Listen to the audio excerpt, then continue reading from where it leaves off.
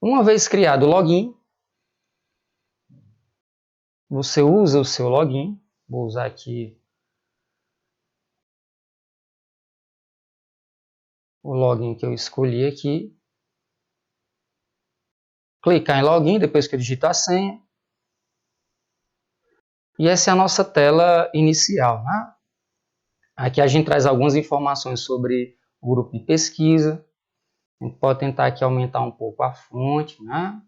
Para poder passear com calma, saber do que é que se tratam os módulos. Então, por enquanto, a gente tem um módulo para processos estocásticos em geral. A gente tem também um módulo para roteirização veicular. A gente, em outro momento, fala um pouco sobre esses módulos. Mas agora o nosso foco principal é trabalhar com um módulo dedicado ao Covid-19, né? A gente passou esses dias aí se dedicando a implementar uma ferramenta através desse portal para que a gente consiga ter projeções sobre como é que vai se dar a trajetória da incidência diária do Covid, né? Então, para acessar esse módulo, a gente clica aqui nesse ícone à esquerda, depois em epidemiologia, depois em Covid-19 e depois em comparar países. O que é que a gente faz no exercício de comparar países, né? A gente escolhe, por exemplo, 2 países. A gente agora está implementando uma alternativa que nos facilite trabalhar com mais do que 2 países. Isso daqui a pouco a gente vai ter para vocês. A gente agora está implementando essa ferramenta, né? Então aqui eu escolho 2 países, por exemplo, Austrália. Escolher aqui o Brasil.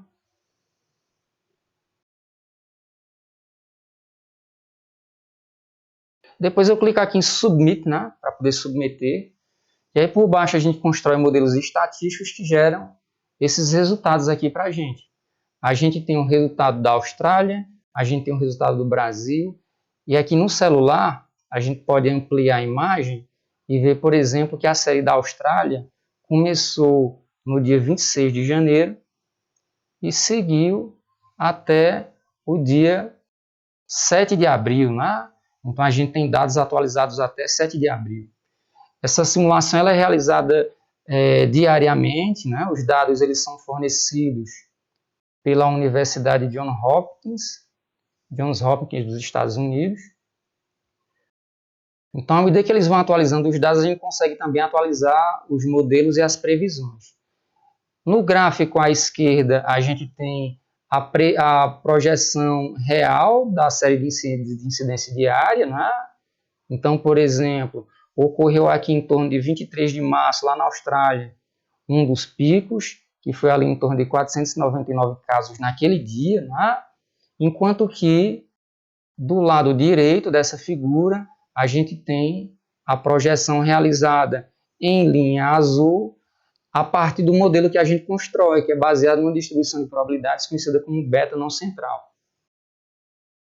Então, a previsão é que o pico esteja acontecendo ainda aqui na primeira quinzena de abril, de acordo com os dados atuais da Austrália, e que a epidemia se conclua por volta do dia 1º de julho, que seria o registro do último caso. Para o Brasil, a gente tem alguma coisa semelhante. Então, do lado esquerdo, a gente tem as incidências diárias do Covid confirmadas. A gente percebe uma tendência crescente nesses registros. Então, a gente tem dados até o dia 8 de abril, né? Até ontem. E aqui a gente tem a projeção de acordo com o modelo que a gente construiu. Então, para o Brasil, a gente teria aqui o pico, de acordo com o que tem acontecido até agora, seria algo entre o dia 15 e o dia 26 de abril, então estaria mais ou menos por aqui o pico. E tudo se encerraria no dia 25 de julho, de acordo com o que tem acontecido até agora. Mais abaixo, nesses resultados, a gente também tem alguns índices, algumas estatísticas interessantes. Por exemplo, esses modelos que eu apresentei do lado direito dos gráficos, né?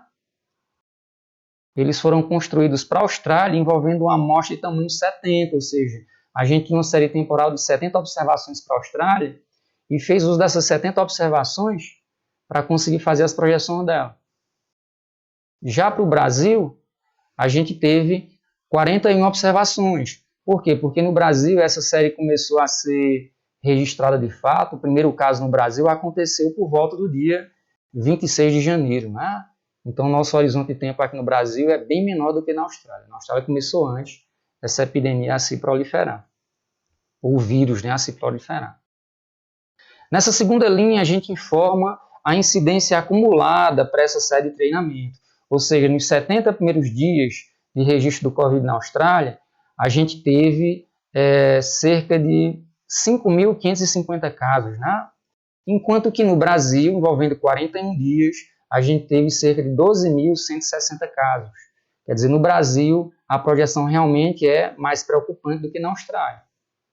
Vale até chamar a atenção também que no gráfico da Austrália, a gente tem que o pico aconteceu com um número de 497 ocorrências, né? Enquanto que no Brasil, esse pico envolveu já 2.136 casos. Então, voltando para a nossa tabelinha de resultados,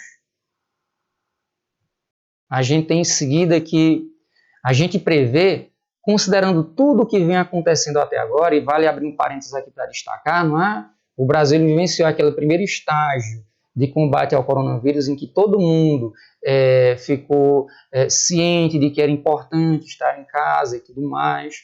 As mídias acompanharam esse movimento, né? Fortaleceram esse movimento. Em seguida, a gente teve um posicionamento da liderança, da nossa liderança, no caso da presidência, sugerindo que ia haver um impasse econômico e tudo mais, e que a gente precisava se preocupar com essas questões também, o que gerou um outro tipo de dinâmica. Então, as pessoas foram, de certa maneira, convidadas a sair de casa, a tentar resolver as suas questões financeiras, saindo do seu lar, não é? E aí, naturalmente, o modelo matemático vai absorvendo tudo isso, porque a gente tenta construir um modelo que melhor se ajuste ao comportamento da série em questão, não é?